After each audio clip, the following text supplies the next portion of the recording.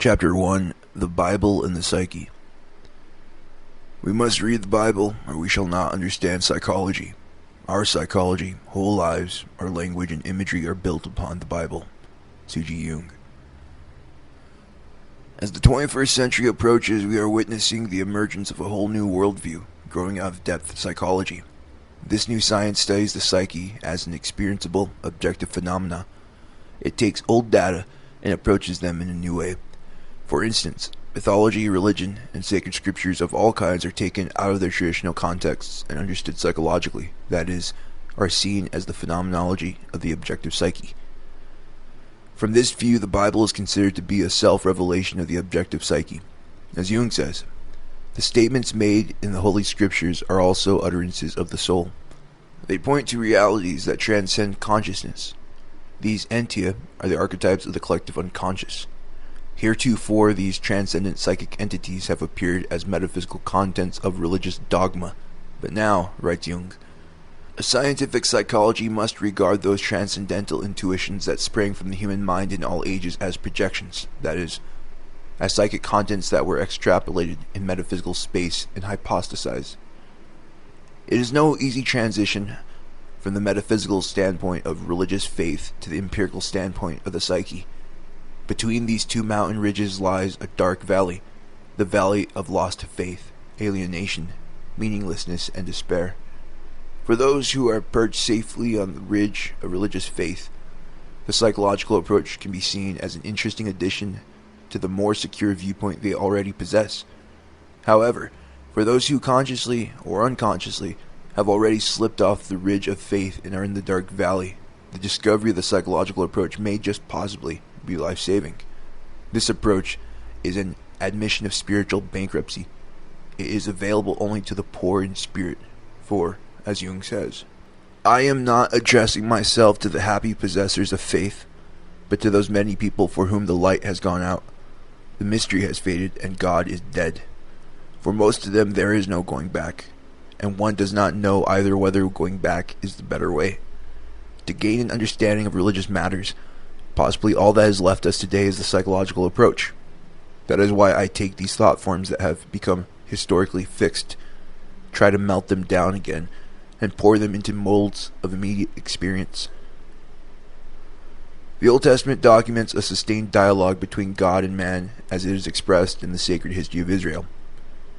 It presents us with an exceedingly rich compendium of images representing encounters with the numinosum.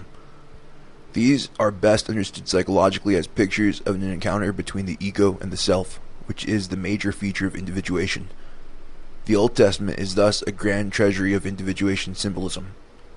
These venerable stories derive from countless individual experiences of the numinosum, and their psychic substance has been augmented through the ages by the pious worship and reflection of millions. When these facts are realized, we discover once again that the Old Testament is indeed a holy book. It is quite literally the Ark of the Covenant in which resides the power and glory of the transpersonal psyche. We must therefore approach it with caution, honoring its numinous power. The psychological approach takes the Bible as it is, on the hypothesis that the collective psyche has semi-purposely selected and arranged it over the course of the centuries. While respecting the methods of biblical criticism, the psychological standpoint is not concerned that a particular passage of the Pentateuch comes from the I source rather than the E. Also, the sequence is considered significant. The Hebrew Bible, based on the Masoretic text, consists of 24 books gathered into 3 parts: the Law, the Prophets, and the Writings. The arrangement of Old Testament books in the Christian Bible derives from the Septuagint Greek translation made from 280 to 150 BC. This arrangement emphasizes a linear development process consistent with the historical, time-bound quality of the Western psyche.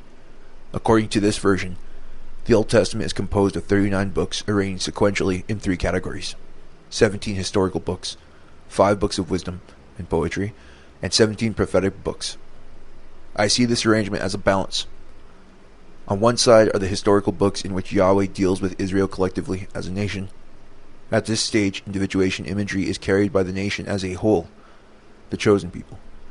On the other side are the prophetic books, each one named after a great individual who had a personal encounter with Yahweh and was fated to be an individual carrier of God consciousness. In the middle are the poetical wisdom books, with Job at their head. Job is the pivot point of the Old Testament story. That is why Jung focused the Bible commentary on Job. Here for the first time a man encounters Yahweh as an individual and not as a function of the collective. Similarly, Yahweh did not deal with Job as a representative of Israel, but rather as an individual man. This book thus marks the transition from collective psychology to individual psychology, from group and church religion to the individual's lonely encounter with the numinosum.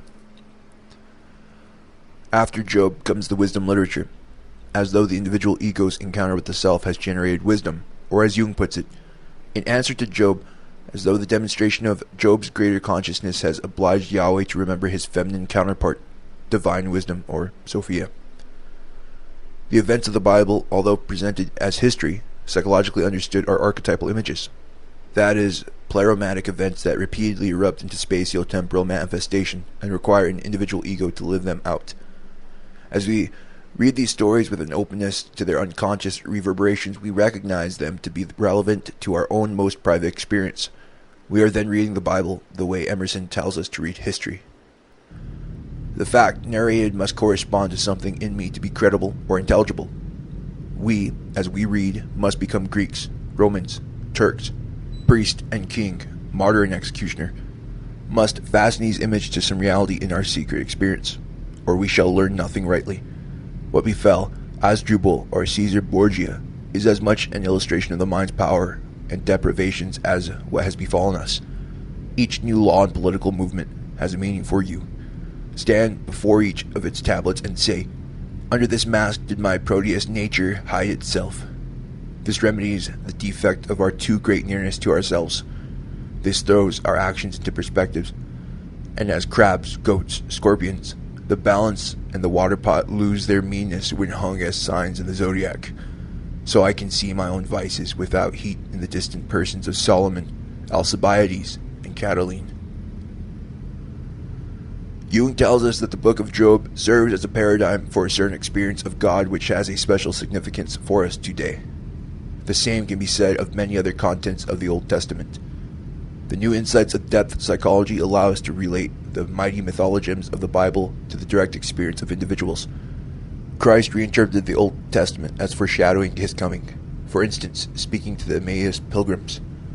Beginning at Moses and at all the prophets, he expounded unto them in all the scriptures the things concerning himself.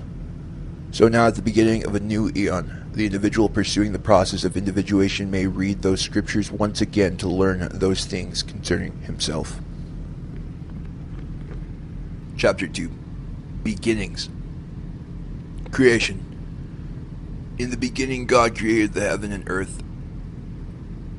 Because there are 4 nouns in the first verse of Genesis, the Gnostics took it as a reference to the divine tetrad.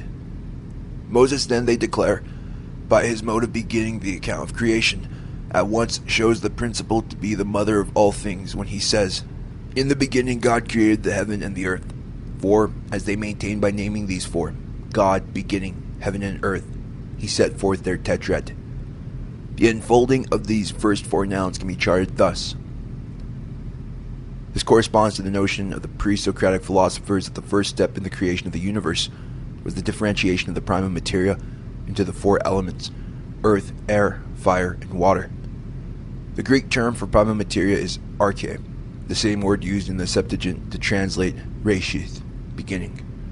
The process of division into 4 is a primordial cosmogonic image.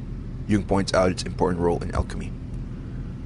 As a quaternion, with the 2 opposites crossing one another, as for instance the 4 elements of the 4 qualities, moist, dry, cold, warm, or the 4 directions and seasons, thus producing the cross as an emblem of the 4 elements and symbols of the sublunary physical world.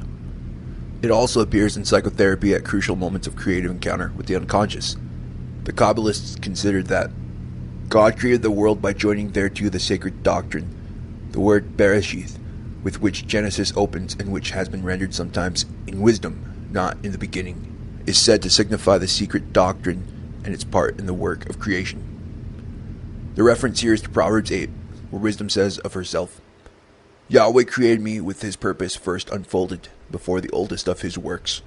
From everlasting I was firmly set, from the beginning, before earth came into being. I was by his side, a master craftsman, delighting him day after day, ever at play in his presence. Following Proverbs 9:10, we can take the associations one step further. The fear of Yahweh is the beginning of wisdom, and thus such fear also becomes the prima materia of creation. Since divine wisdom was assimilated to the figure of Christ, he also became synonymous with the beginning. In Revelation 3, chapter 14, he is called the ultimate source of God's creation. Other texts equate the arche with the Word. The Gospel of John begins, "In the beginning of the arche was the Word." Theophilus of Antioch writes, "God begat his Word, emitting him along with his own wisdom before all things. He is called the governing principle, or arche, because he rules and is Lord of all things fashioned by him." According to Hilary, Bereshith is a Hebrew word which has three meanings. They are in the beginning, in the head, and in the Son. Daniel Liu, in the Theology of Jewish Christianity, speculates that this text may derive from Colossians chapter 1, verses 15 through 18, and that both reflect the same rabbinical tradition. Certainly the three terms begin